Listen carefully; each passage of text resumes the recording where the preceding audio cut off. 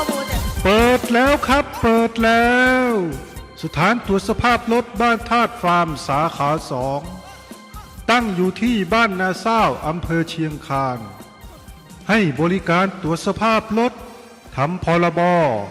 ต่อภาษีประกันภัยรถทุกชนิดจดทะเบียนรถใหม่โอนย้ายรถแจ้งเปลี่ยนแปลงลักษณะรถและอื่นๆมีบริการส่งทะเบียนถึงบ้านฟรี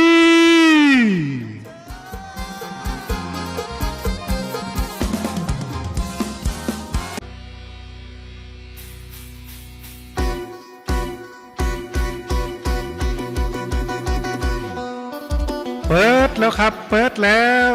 สถานตรวจสภาพรถบ้านธาตุฟาร์มสาขา2ตั้งอยู่บ้านนาซาวอำเภอเชียงคานให้บริการตรวจสภาพรถเฮ็ดพรบต่อภาษีประกันภัยรถทุกชนิดจดทะเบียนรถใหม่โอนย้ายรถแจ้งเปลี่ยนแปลงลักษณะรถและการอื่นๆมีบริการไปส่งฮอดบ้านฟรีเด้อครับ